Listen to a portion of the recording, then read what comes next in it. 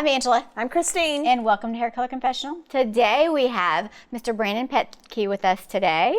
And he is, let me just tell you, this is a long list, guys. He's a chiropractor in Burleson. He's the director of nutrition, functional, I can't say this. He's a director of nutrition for Functional Health. He's also done extensive study in functional nutrition. He's a former continuing education teacher to other doctors. He's the author of Foundational Nutrition. And he's won multiple clinical awards with Health Source, Chiropractic, Progressive Rehab. Welcome, Brandon. It's a mouthful, so. It is a mouthful. It is. He wanted me to say more because he has actually done more, but we're not going to do that today. And he's a director. Yeah, so that's my current role is I'm practicing chiropractor, and then I'm a director of nutrition for all the Curis clinics. We have 50 some odd clinics in 12 states now, and so anyway, so that keeps my schedule busy doing that. Well, we're so excited to have you. Thank you for having me. I appreciate it. Absolutely. So where do we begin? How did you become a chiropractor? How did I become a chiropractor? Very good question. I grew up playing sports. I've seen in previous interviews Arlington, and we talked about that before we started filming. But I grew up in Arlington playing sports. I thought I was going to be a sports medicine doctor, and so that was kind of the path I was going to when I went down to UT. And then my parents kept encouraging me to look into chiropractic because my dad was a CPA in Arlington, and he had several clients that were chiropractors, and they've both been helped. And so I was like, not really. And then long and short, I volunteered at a chiropractor's office one Christmas of my freshman year in college. And beyond people being grateful for the help that he gave them, it was that time of year that they brought in cookies and cakes, and one guy I remember brought in venison sausage, and anyway I was like, okay, and you were like, sold. Yeah, I was like, that's pretty cool. He's making a pretty big impact on their life. And so anyway, so the next summer I worked in their clinic. They had a huge clinic. It was, had full physical therapy, chiropractic, in-ground aquatic therapy, so forth and so on. And then after that point, I was like, you know what, this is the route that I'm going. So I went down that route and became a chiropractor, and here I am 20 some odd years later. Oh yeah.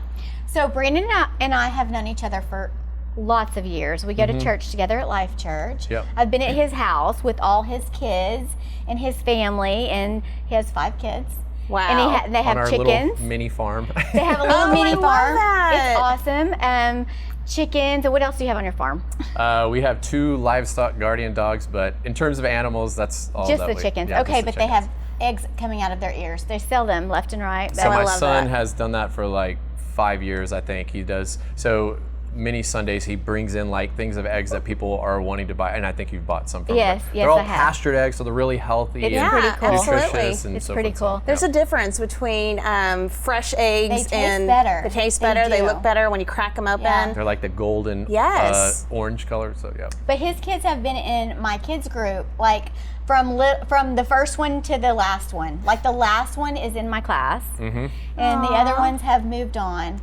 My Wow. oldest is now taller than me. He's 6'3.5" or so. Oh my gosh. Yeah. He's definitely Wow. tall. They're all tall. They're all So taller than me how except many for years the last apart one. do you have them?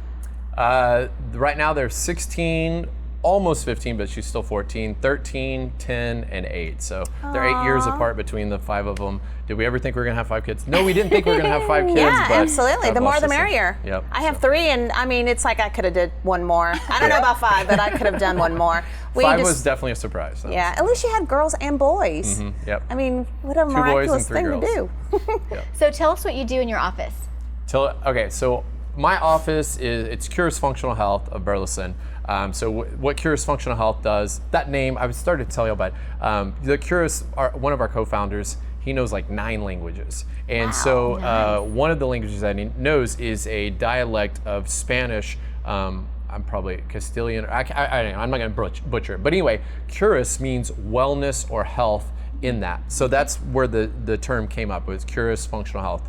And so what it is it's an integrative clinic where we do chiropractic, we do mental health, and we do functional nutrition. Oh, wow. And you really look at how all those 3 things work together. It's really addressing a lot of the root issues that people have. We talk about like eating well, moving well, thinking well, like getting those things functioning correctly, and a lot of people's health issues start to disappear. And so where I, through my own health stuff, as I hit my mic, sorry about that, and through my own health stuff, I personally had to kind of dive into nutrition. What I learned in school, frankly, didn't work. It didn't work with patients. And it's the same stuff that a lot of people have heard and still think is the truth of what's healthy. And so I had to kind of go on this journey myself and basically fix and heal myself, and then I started applying it to patients, and then that's kind of the deep dive into nutrition of what I did. And so now, as I said, Well, I think I think it really goes back to if you have enough sleep, you have plenty of water, you have exercise in your life, you eat nutritional things. And less stress, obviously. Yeah. And then all the internal things that you're doing, I think it's just a better life. Yeah. And so what you just described is a field of science called epigenetics. So epi means on top of, and so on top of our genes, there's essentially these switches, and we can keep our genes off, with good environmental input, or we can keep them, or we can turn them on, like the BRCA gene. I'll use that because most people know that. So breast cancer gene, just because you have it, that doesn't mean that you're destined for breast cancer, but you can definitely do some things to keep that puppy off. And so how you eat, as you were alluding to, how you move, how you think, your stress levels, your spiritual life, your sleeping, all that stuff plays a role. So those are the environmental inputs that allow your genetic expression, either in disease or either in health. So that's kind of really in the clinics, that's the approach that we take with patients. That's I awesome. love that. It's like full body, mind, body, soul. Yeah, Right. It's definitely a very holistic That's awesome. model has grown I've really. always heard that, like, if you can change your behavior, like for 2 weeks, then you set. You set your body so that it's like, hey, wake up, cells. I Yep. gotta go. Yep. So Now, how many years have you done this? 20 years, 20 some odd years, something like that. Yeah. Okay. 20, 21, somewhere in Okay. there. So All right. walk us through so I'm a new patient. Okay. I walk in and I'm like, hey, I really need to change my lifestyle. Yeah. I'd like to lose some weight. I'd like to figure this out so that I can have a better, healthier life. Yeah. So how do you do with blood work, or do you do with genetics? How do you go about this? So usually somebody comes to us to have like a specific thing, that want to lose weight, or if it's on the chiropractic side, they have sciatica, which is pain shooting down the leg. So depending on what they're coming to us for, that'll kind of determine how we go about it. But let's say if it was somebody like looking to lose weight, we have a genetic weight loss program in the clinic that we do. And so I first basically meet with them. We do initial consults. So we take their full health history. What do they have in their health history?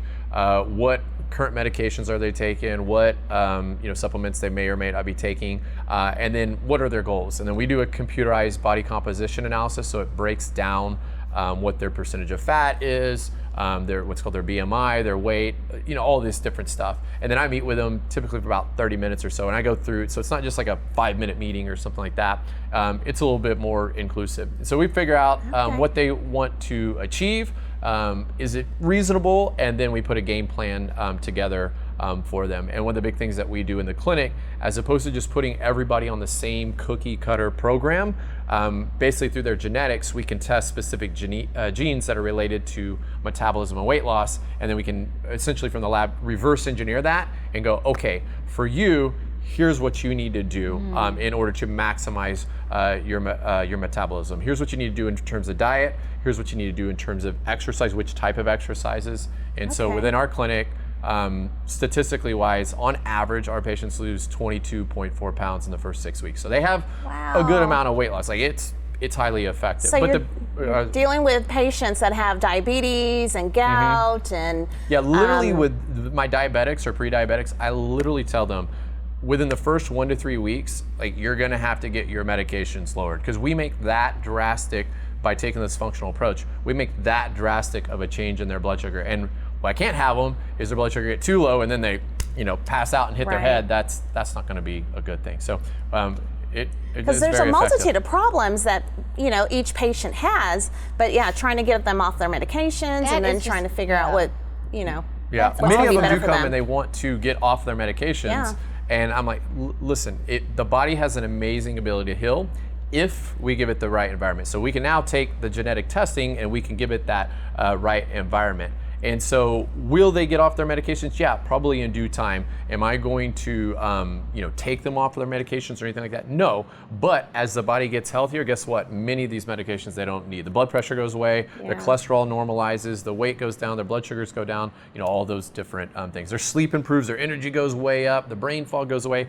All these things that are so common nowadays, and with a lot of patients that come to see us, they just start disappearing. And not to mention gut health, which I know we talked about skin health before we started filming. The gut and the skin, like very, very closely really big. Very closely. I know I have clients in my chair and we talk about hair lossage.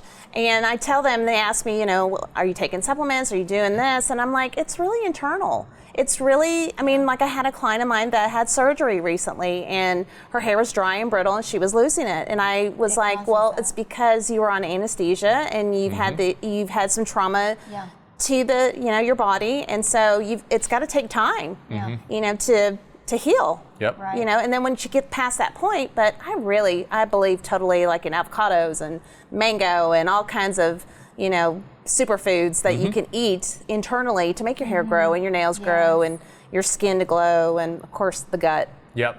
Everybody has problems with their gut. Yeah. Yeah, okay, so what is one thing that everybody can eat every day to make you healthy? What is one thing you would tell somebody you have to have this every day in your diet? In your diet. I would say probably the thing that people leave, and it's gotten more attention in more recent years, but healthy fats. I don't think people realize, because for years, when we were all growing up, low fat, no fat, that was ingrained in our brains. In 1980, the food pyramid came out and it had all the grains and stuff at the 6 to 11 servings at the bottom. Right. And so many of our generation and our parents' generation, that is ingrained in their brain. But healthy fats are absolutely essential. And when I say healthy fats, what I mean is not what most people call vegetable oils, which vegetable oils, I could go in and talk about that. Avocado oils. And avocado oil is healthy. Coconut oil is healthy. Oil. Oh, I'm going to say it. Saturated fats from animal products like grass-fed butter, things of that nature. Duck grease. The duck fat, which fat. I had a meal that had a burger with duck fat, and it was very good before we filmed. But those type of fats, the seed oils.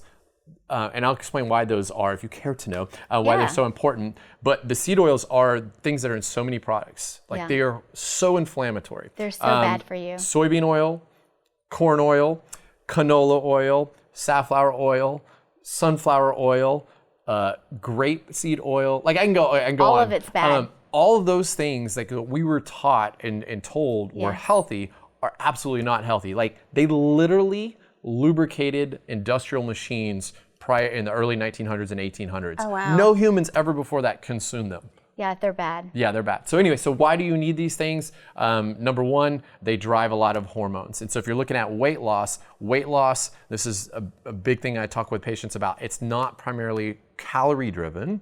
It's primarily hormonally driven. So just you eat less calories and burn more calories. A lot of people come to me, they've tried that, and they get frustrated and they're not losing weight. Well, the reason why is because their hormones of what they're putting in their body is not being maximized. And so you can take those things and maximize the output of hormones, and then people start dropping this incredible amount of weight. So. Yeah, and the older we get, the problems that we occur. I know, in our chairs, we talk to women and men, and number one problem is hormones. Yeah. What can we do about our hormones? With whether it's premenopause or women are going through menopause, or but it has to do with diet too. Yeah, it all does. Yeah. So those healthy fats, literally.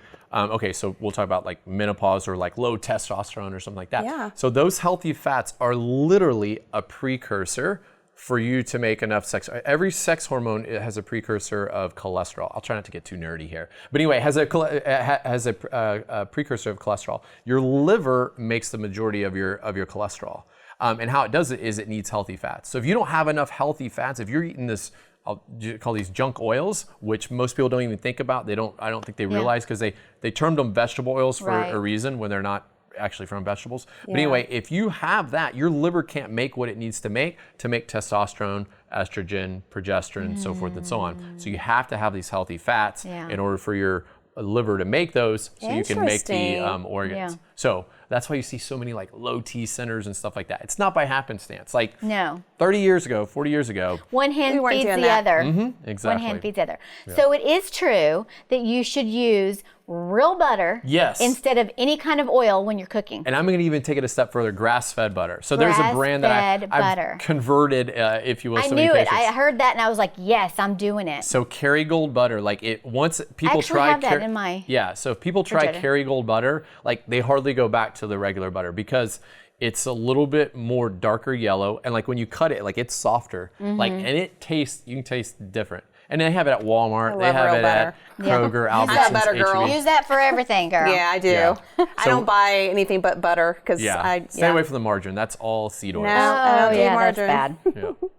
Okay. But I'm kind of a health nut. I like learning as I go, and the different problems that I've had throughout my life. It's like, okay, how do I fix that problem? How do I do this without medication? Yeah. And so it's important. Yeah. Just like going to my chiropractor, I go once a month Yeah. religiously too. for like the last 20 years. So really, I'd say the approach that we take in the office is what I think you were just saying, is really trying to find the root cause of what the problems are. So we can address the root cause as opposed to just manage a symptom or just manage some blood work. Then the body not only does it get rid of that, but then the body performs so much better. And I'd really say, if I was going to sum up the nutshell, in a nutshell, our clinic's philosophy, it's really that. Getting to the root cause of the issue. Yeah. Yes, are there going to be emergency situations? Yeah, of course there are. Are there going to be these acute situations where you get these colds or things like that? Yeah, you're going to need, regular medical, care and stuff. Right. But a lot of the things that we, suffer from with a society really come back to, frankly, lifestyle choices. Right. And it's not just like you do one thing, you have a burger, fries, and a Coke one time. It's like you have these things like over and over and over and over again. But if you can start making some changes, it's amazing how much better the body performs. Oh, absolutely. how And it much seems better you so feel. simple, right? You exercise, you drink a lot of water, you get plenty of sleep, less, stress in your life, and then just the choices that you make, food choices. And it's like, man, that just sounds so simple, but it's so hard because, of our lifestyles. We're in such a fast paced life. And and it's cheaper to eat bad, and Right. it's more expensive to eat good, and then you go out to eat and everybody's using seed oils to cook with, and I just wrote a part of a Twitter thread, so I share a lot on Twitter, and so I wrote a Twitter thread, and it was about the cost. It's like, yeah, it does cost you less in the short term. But in the long term, Yes, you're it gonna pay more costs for you health. in quality of life. Yeah. You have tons of arthritis. Right. You can't garden like you want to or play with your grandkids. I don't know how many patients, sadly, like they're like, oh, I can't see you that day. I got too busy of a schedule. And then they proceed to tell me what their schedule is. They're going from this doctor to this doctor Lord. to this doctor to this doctor. Like their day Right. is filled up with doctor's visits. And like when I'm older, I don't want to live my life like Yeah, that. no. So what's No, I the don't cost? either. It's like you're going to pay for it now, or you're going to pay for it later in quality of Right. life and healthcare costs and surgeries Right. and so forth and so on. So yes, it's going to cost a little bit more, but when you start like looking at, I can't tell you how many fairly wealthy patients I've had that did not take care of their health, and they would trade a large amount of their wealth if they could have their health back and not be absolutely Yeah, that's the number one miserable. thing. Yeah. If you don't have your health, then everything goes downhill.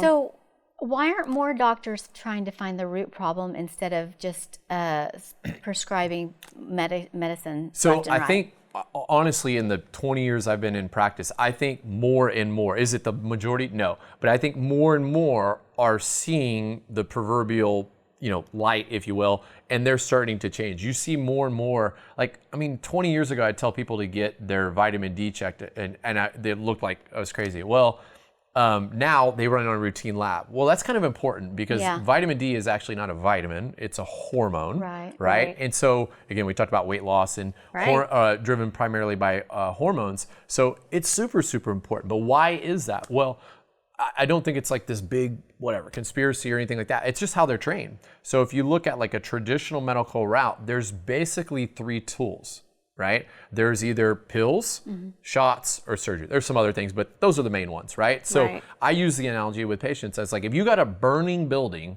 right? Like, who are you gonna call?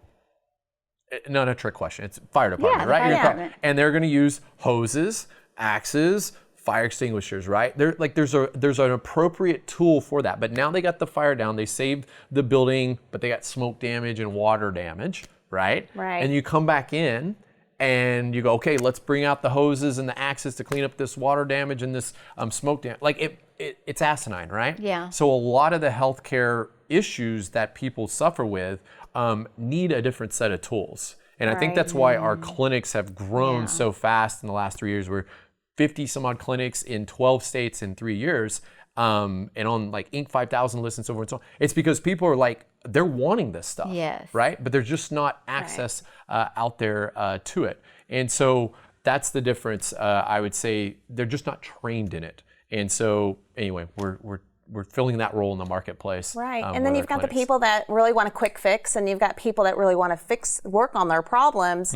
And so you've got kind of a divide. I know when I had my car accident 5 years ago, I had, I had sciatic issues, and I had, is it the L4 and L5? Disc. And then I had my hip, my pelvic had shifted a little bit to the right. So I had a lot of different issues. Yeah. And number one thing they wanted to do was put me on medication and put me, do surgery. And then at some point they wanted to do like burning of the nerves. And my chiropractor was like, do not do that. Yeah. You will get rid of the pain, but you won't get rid of the problem. This will take you 4 years to really heal your body. Yeah. And so I went his route, and we just kept working on the problems, and I just kept getting better and better.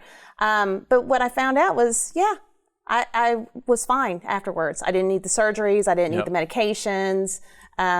It's a whole different lifestyle. Yep. And if you just take care of your body and you listen to people that really want to help you internally, it's And there's a time and place for surgery. Like I have surgeons that I refer to, but it's like 1% to 2% of all the patients that walk through my door, and we've exhausted all the conservative stuff, or we've worked with, like I said, we do chiropractic, and we do physical therapy, and then I work with some key pain management docs, and so we do all that stuff, and literally we have a 98 to 99, just with what we do in our clinic, we have a 92, 93% success rate. When we add in the pain management, that literally takes us up to 98, 99%. So the very, very small majority of people do need surgery, but when they do very, very well with it. But many often either don't get the opportunity to go the route like we do in our clinic because they're not even aware that it's available for them, or they just kind of get shoved down, and then they want a quick fix, and then they're years later they finally find their way to my clinic 5-10 years later, and like, ever since I had XYZ surgery,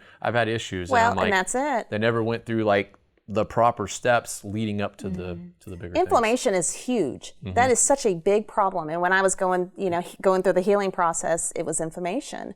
And I knew it wasn't going to be a quick fix. And so, there again, exercise and, just being mobile, that helps part of it. But then it's also what you eat and what you drink and, stress and, So pain, the root of all pain, ultimately, is inflammation. The two main things with gut issues, which ties directly into metabolism, inflammation and altered gut microbiome. So again, these are simplistic things, concept-wise, that you can address through natural means without having to, continuously take a pill or cover up symptoms and things like that. Right. It's just internally what you're doing, what you're eating, what's creating the problem. So tell us about the food pyramid. How bad is it? So if you really look at the history of how that came about, it was. I know the history of it. It was I'm frankly. gonna let you say it. Okay, it was not based on science. It was based on a lot Cells. of it was based on lobbying and money and influence and stuff that came through that. But if I was going to say what your diet should be based on, and again, the food pyramid has kind of changed over. Well, we're humans, okay? And our genetics don't change for thousands of years. So why do food pyramids change so much in like the last 40 years? Well, anyway, here's what it should be. It really should. We're also you can look at any animal species, right? And what they should eat ideally. Okay, if you look at a shark's teeth, they're carnivore. Right. Okay, you look at a cow's mouth or horses, they are herbivores. Well, what are we? We are omnivores because we got these things called canine teeth, right? So we got these canine teeth. So we're a combination of these things. But really, if we look at it, our bodies don't do, frankly, real well with a whole bunch of grains. And that's what the pyramid was based off of. It was based off of 6 to 8 servings of bread, rice, and grains. Yeah. So where should you That's how we eat? all got fat. Yeah, it literally is. You can look at the physiology of exactly what happens hormonally with blood sugar rises and insulin takes it and goes and stores it as And they fat. still try to give us bread everywhere we go. Yep, You exactly. go sit down at a restaurant, bread. Yep. Eventually leads to prediabetes and diabetes. But anyway, that's a whole other story. But anyway, what should it be? It should be based off of meat, fruit, vegetables, and healthy fats. That's really, if you're going to focus on anything, it would be those. And then specifically with the fruits, lower glycemic fruits, which your best are going to be berries, I would say. Yes, on that. berries. Yeah, I so love low berries. glycemic means it doesn't raise blood sugar real quick. Yeah, I've always been told when you go to the grocery store, go on the outskirts of the grocery store because it's all, you start with the produce and you go with the meats and then you go to the dairy. Yep. Everything in between, stay away. That's where majority of all the processed stuff is. And again, you go back and you look at it from a bigger standpoint. And I can argue this where somebody's a creationist or somebody's an evolutionist. Either we evolved as humans to eat a certain way, which again, going back to the canine teeth, this omnivore type diet, we either evolved that way or we were created that way. But since World War II and all the different stuff that has been introduced as food into our modern culture was never there for millennia, right? But now our bodies are having to do something with it. And so your body has what's called adaptive physiology. And so you start clogging arteries, you start becoming more what's called insulin resistant, which leads to diabetes. So anyway, I could go on and stuff. We got have a 4-hour podcast We on could. this. Well, it's on just this so stuff I could fascinating. dive The into. bodies are just, they're so complex, but it's interesting to get the information, information that we don't know. We know tidbits about it, but yeah. And that's, I try to take like the complicated and I try to simplify it for my patients. We thank you. And then they can implement it. Because if you can implement it, you'll get results, right? Yeah. But if it's like, oh my gosh, that's too like nerdy and too scientific, like what do I do? Then you don't take any action and you don't get any results. Sorry, I didn't mean to cut you off. Oh no, I was just gonna say, like, I see all the time online is like, look back at the pictures from years ago, how everybody was fit and thin and blah blah blah blah, and now you look at pictures at a huge group of people and everyone's overweight and can barely walk. And I literally did a lecture series last week that I did this program for some patients and some people, and I showed them on it. It was part of my presentation. It's like, here's a 1970s beach photo. And I said, can you find anybody obese in there? Yeah. Like there was some that had like a little bit extra, but most people were like normal size. Yeah. And then I said, here's the normal. And like, I mean, it's literally half. 2/3 of Americans are overweight and over 1/3 of them now are obese. it's just So just it's crazy. drastically, and I have these things in the same thing. In 1990, they had states that didn't even have data on obesity. Like when you look at the CDC. Wow. In 90. It wasn't even that big of a deal in 1990. But this is what seed oils have done to us. Well, it's seed oils, processed sugar. Yeah, all it is- processed everything. So, but now, so the highest stat was 11 to 14% of the state's population had obese patients. The lowest now is Colorado. There's like one state left, I think, Colorado, and it's I think they're 21 to 25% of their population is obese. Wow. Now the majority of states are 25, and like half the country is 30% more. And then I think like Alabama, Mississippi, Louisiana, and West Virginia, they have something like over 38% of their population is obese. Like it's drastically different. Wow. And again, what is that? Less than 45 years? Or actually since 1990, so this, I was thinking the 80 stats, but since 1990, what, 25, 35 years later? Drastically It different. has to be what we're eating, of course. Yeah. Yeah, I of think course. the United States just has such a big problem with obesity. I mean, you go to other parts of the world, you go to Europe and you go to India and you go, Asia. They are less. They're less. But just recently, percentage-wise, we have the last one I saw, like 11.4% of our population here in America are diabetics. India and China both have surpassed us now. Wow. They have like 11.5 and 11.6 somewhere in there. And again, like they're both like a billion. So if you have 11, if you have 11 point whatever, 6% I think is what the number was. You literally have 110 million people that are diabetic. Wow. And in 1980, they had less than 1%. But that's a huge moneymaker, diabetes. It's a huge moneymaker for people that sell the medicine and people that have to be treated with that medication, and for the doctors that hand it out. It's a huge moneymaker. Like, so why not make more people diabetic so we can make more money? I don't know. That might be a conspiracy. Here's an interesting I'm just, like, thing. using my brain. Lobbying on Washington, D.C. The Big Pharma and Biomedical are by far the number one lobbying groups on.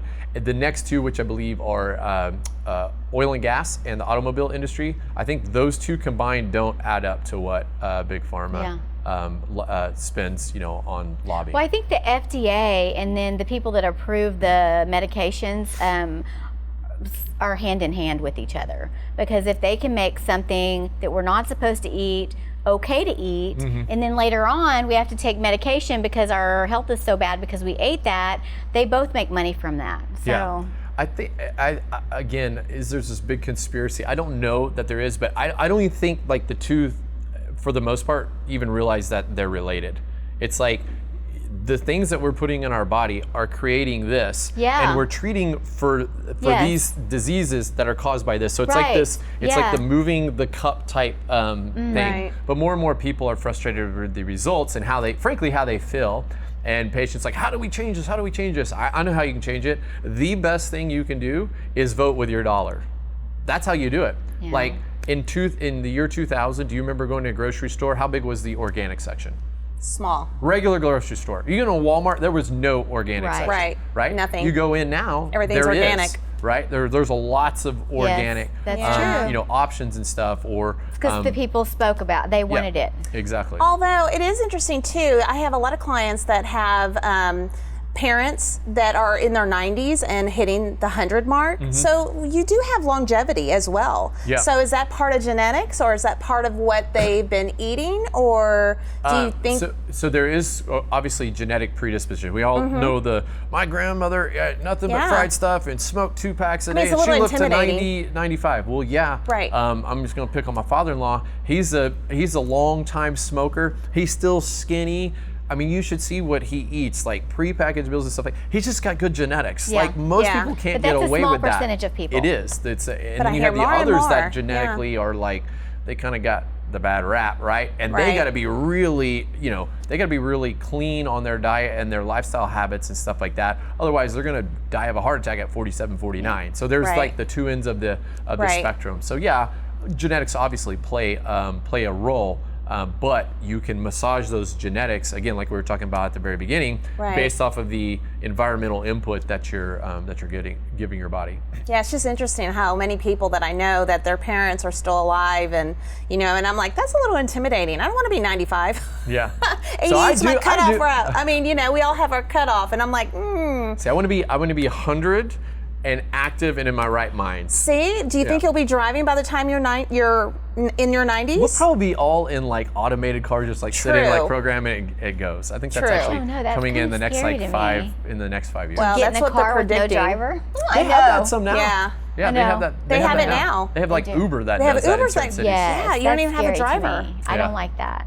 I think it's kind of cool. But, I don't know. Angela, it's coming, girl. It is coming, yeah. Whether you like it or You not. won't go ziplining with me, but you'll get a car with no driver. I did go ziplining. Yeah. The third time, I'm like, woohoo! Yes. Just gotta push me. Yeah. Push me out of my comfort zone. Get over the edge and then she has a blast. Yeah. Okay, I have one more question. What's up? So what is the age of, like the typical age of death these days in the United States? Do you know that? It's 70. It's right around 76 or so. 76. Something like so that. So it has gone down. Men and women, or yeah, I think it had actually gone up. Don't quote me on this for sure. It had gone up a little bit higher, and it started coming down. Women are a little bit longer than men, but I think they tend to pay attention to their health a little bit more. something. Yeah. Okay. Yep. Well, it's so interesting because like the Alzheimer's and dementia and all these other things, diabetes and you know all these different factors that people are having more problems and you hear more of. But I think it has a lot to do with there again the food that we eat and exercise and our environment and Diabetes rates have whoosh, obesity rates, whoosh, Alzheimer rates, whoosh, autoimmune diseases. oh yeah. I mean, all of these things have drastically changed. Like, I mean, it's hockey stick graphs when you look at it in the last 40 years. And so again, it comes back to our what we're putting. And the biggest thing out of all those things that we talked about, those environmental factors, I have found the biggest thing is what we fuel our body with in terms of food and drink.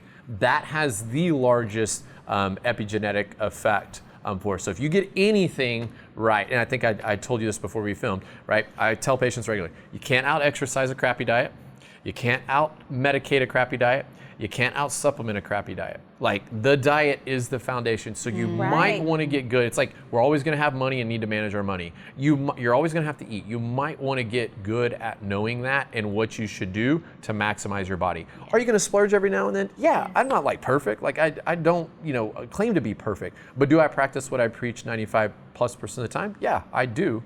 And because I see the patients on a daily basis, and they remind me of, I don't want to have my life like that when I'm older. I want to be vibrant and active and get to do the things that I want to do with my family. Oh, absolutely. Well, and is it called the blue zone where you eat the food that's in your environment, the nutritional stuff that's the blue zones, they have a higher than average rate of centurions. So basically people that live to 100 or more. And again, you look at they eat a lot of unprocessed stuff. Okay. They eat a lot of whole, real food. If I could give one, you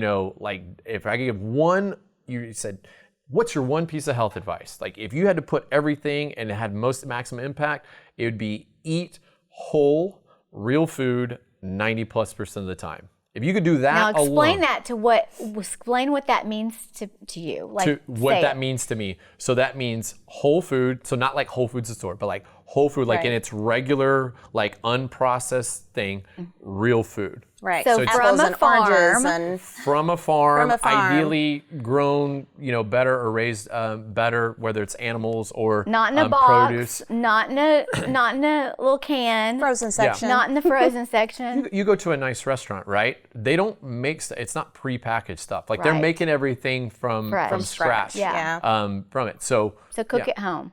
Yeah, cook at home. Oh, and I love to cook at home. But there's places that you can go, that Chipotle absolutely. comes to mind. You can get whole, real food there at Chipotle. Yeah. So you can still do stuff. Now, the tortillas and stuff, okay, maybe that's probably a little bit processed. But anyway, you get my point, right? Yeah. Right. So I always wonder about what they're cooking, like the meat with and stuff there.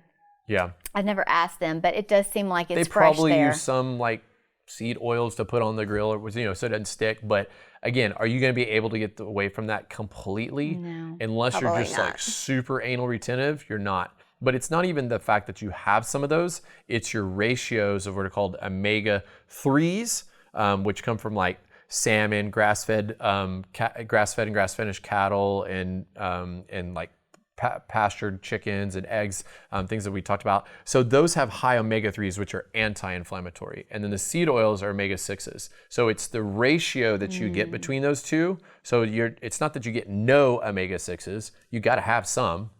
Your body, they're called essential fatty acids. Your body has to have them, but it's the ratio of which you get. So if you can keep it minimized, you're still going to be okay in the long run. Awesome. Thank you for educating us. Yes, thank you so much. You're very welcome. Thank you for having me. I appreciate it. Yes, absolutely. Okay, we get to talk about our beauty items. Oh, yes. Okay, you want to go first? Yes. Okay, this is a fun gadget I've been playing with for the last month. It looks cool, whatever it is. Okay, it's called the Baby Bliss Pro, and it is a gadget.